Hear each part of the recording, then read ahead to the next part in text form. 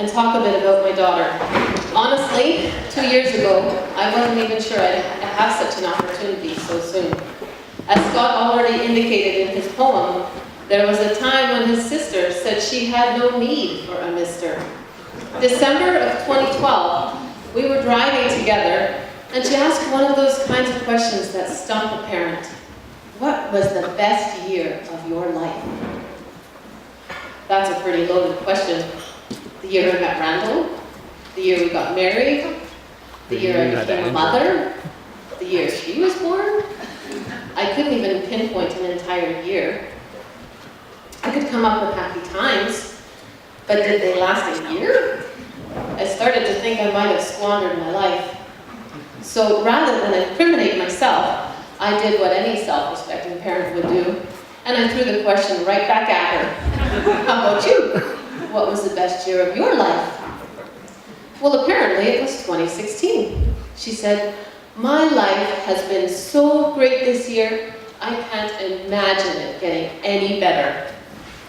When I asked if a boyfriend could possibly improve it, her answer was, oh no, that seems like more trouble than it's worth. She was so adamant about it that she insisted we go for a warm family vacation immediately before any pesky in-laws might have to come along too. In December 2012, she was firmly convinced that there was nothing better than our little family.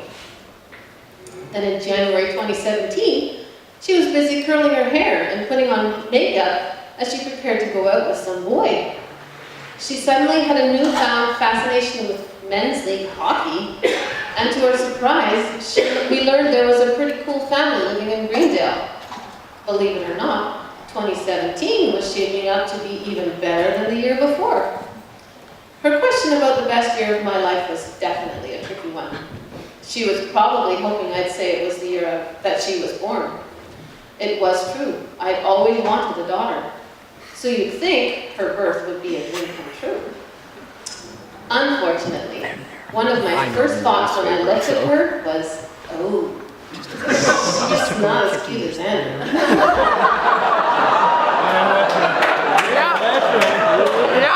True story. And for the first few months, when she was a very difficult baby who cried a lot, Really? I thought, oh, she's not as easy as Andrew. And I got no sympathy from Randall, whose only response was, well, you're the one who wanted a girl. I know you won't believe me from all the pictures on the slideshow.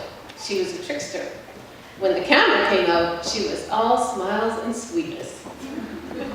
She was sometimes strong-willed and could get very angry with me. When she was 4 or 5, something I said insulted her so deeply, so she was going to run away.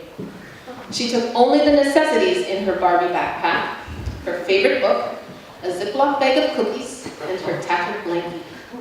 She looked at me with angry eyes as she stepped out the front door, slammed it, and stomped down the steps. She got about 100 feet down the driveway, and before acknowledging it would be a chilly night even with her blankie, she came back, and we reconciled. I won't say her brothers were miserable, but there was a refrain I heard from her more than once. I wish I had a sister. She was so thrilled to get one last chance when Matt was 11 and I was expecting a baby. Fingers crossed for a girl. No luck. Another brother. But you know what? She didn't even care. And this chubby little baby brought us closer together than we could ever have imagined. We were united in our love for this baby. As she grew up, she cried less and smiled more. She's never been a big talker. She follows her dad's policy of say little, smile much. It served her well in that she has few, if any, enemies, but it also worried me. What kind of guy would she get? An equally quiet one seemed like an awkward combination to me, but one who was too talkative could overpower her and turn her into a wallflower. In 2017, as she embarked on the new best year of her life, we watched beautiful things happen. Corey's outgoing, gregarious nature did not diminish her. Instead, she grew in confidence. She became more open, and wow, did she ever laugh a lot. So back to your question, Natalie. I can't say for sure what the best year of my life was.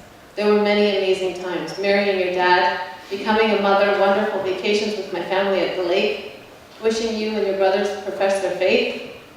I don't think I can pick one year as the best ever, but I can certainly pick dates, and today is one of them. I love you, dear daughter.